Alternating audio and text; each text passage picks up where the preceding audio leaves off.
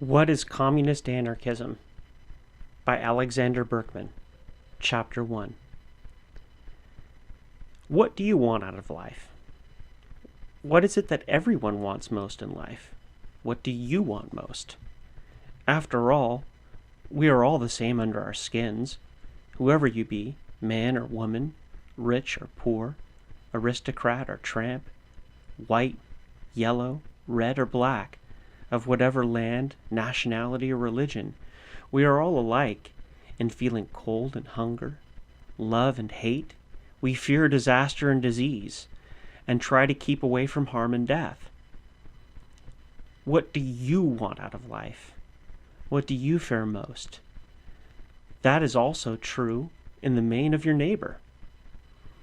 Learned men have written big books, many of them on sociology, psychology, and many other ologies, to tell you what you want. But no two of these books ever agree, and yet I think you know very well without them what you want. They have studied and written and speculated so much about this, for them so difficult a question, that you, the individual, have become entirely lost in their philosophies. And they have at last come to the conclusion that you, my friend, don't count at all.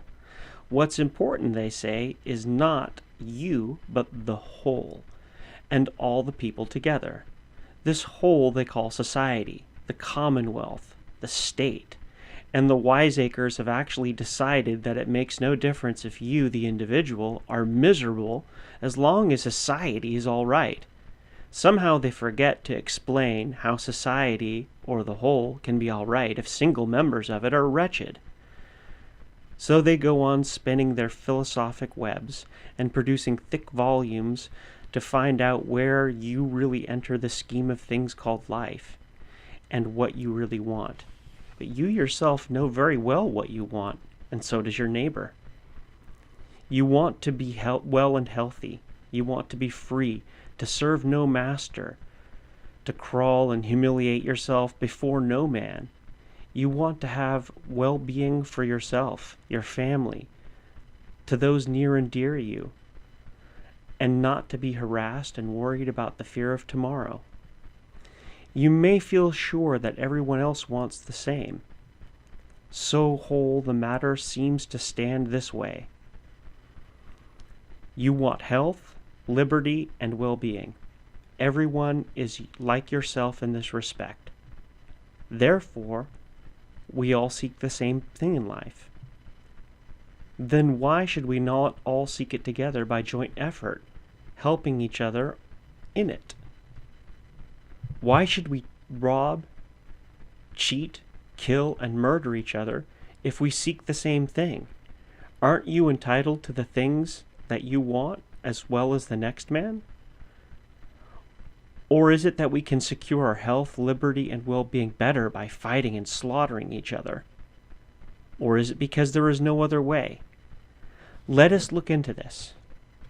Does it not stand to reason that if we all want the same thing in life, if we have the same aim, that our interests must also be the same? In that case, we should live like brothers, in peace and friendship. We should be good to each other and help each other all we can. But you know that it is not that way in life. You know that we do not live like brothers. You know that the world is full of strife and war, of misery, injustice, and wrong, of crime and poverty and oppression. Why is it that way then? It is because though we all have the same aim in life, our interests are different. And this is what makes all the trouble in the world.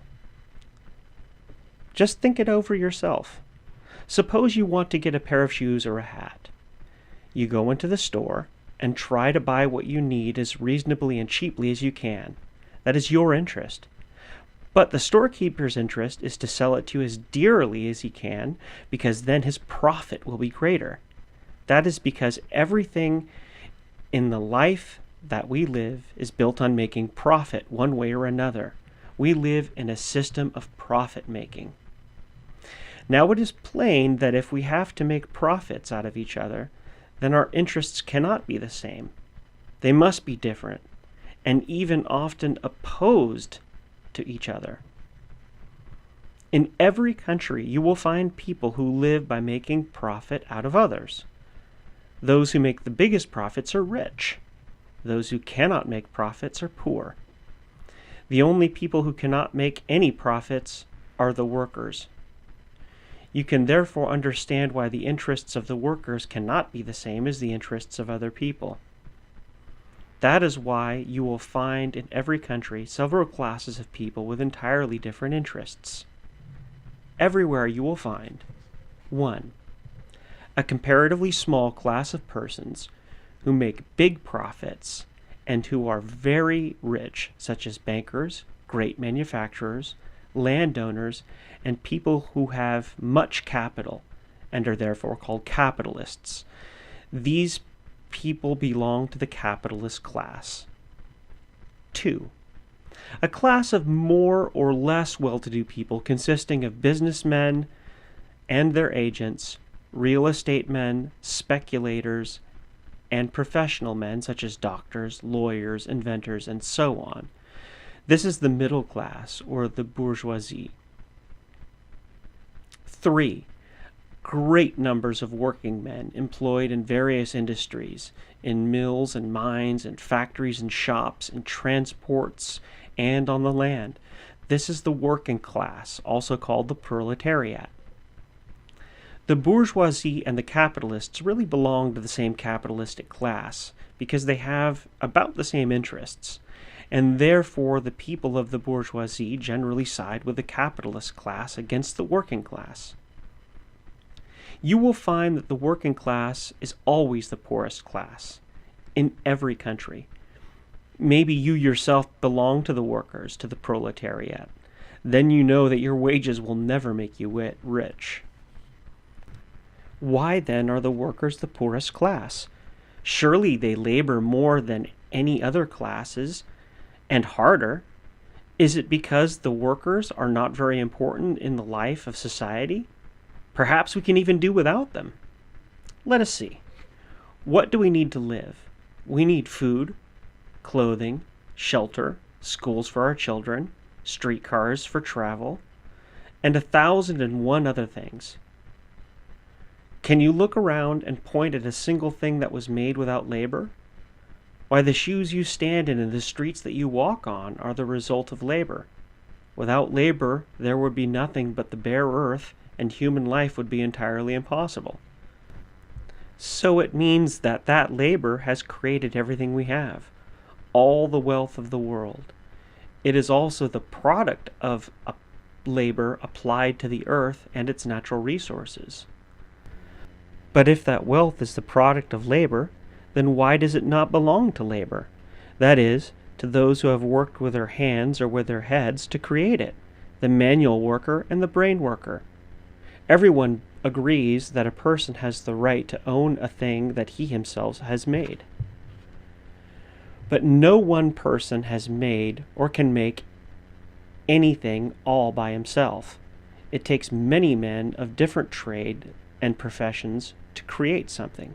The carpenter, for instance, cannot make a simple chair or bench all by himself, not even if he should cut down a tree and prepare the lumber by himself. He needs a saw and a hammer, nails and tools, which he cannot make for himself.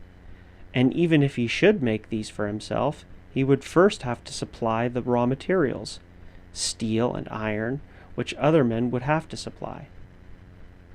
Or take, for example, let us say, a civil engineer. He could do nothing without paper and pencil and measuring tools, and these things other people have to make for him. Not to mention that first he has to learn his profession and spend many years in study while others enable him to live in the meantime. This applies to every human being in the world today. You can see that no person by his own efforts can make things he needs to exist. In early times, primitive man who lived in a cave could hammer a hatchet out of stone or make himself a bow and arrow and live by that. But those days are gone. Today, no man can live by his own work. he must be helped by the labor of others. Therefore, all that we have, all wealth, is the product of labor of many people, even many generations. That is to say, all labor and the products of labor are social and made by society as a whole. But if all wealth we have is social, then it stands to reason that it should belong to society and to the people as a whole. How does it happen, then, that the wealth of the world is owned by some individuals and not the people? Why does it not belong to the people who have toiled to create it, the masses who work with hand or brain, the working class as a whole? You know very well that it is the capitalistic class that owns the greater part of the world's wealth. Must we therefore not conclude that the working people have lost the wealth they have created, or somehow it was taken away from them? They did not lose it, for they never owned it. Then it must be that it was taken away from them.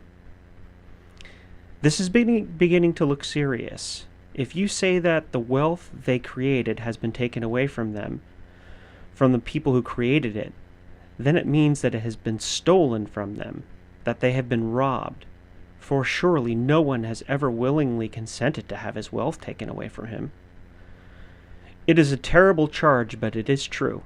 The wealth the workers have created, as a class, has been stolen from them, and they are being robbed in the same way every day of their lives, even at this moment. That is why one of the greatest thinkers of French philosophy, Proudhon, said that the possessions of the rich are stolen property. You can readily understand how important it is that every honest man should know about this, and you may be sure that if the workers knew about it, they would not stand for it. Let us see how they are robbed, and by whom.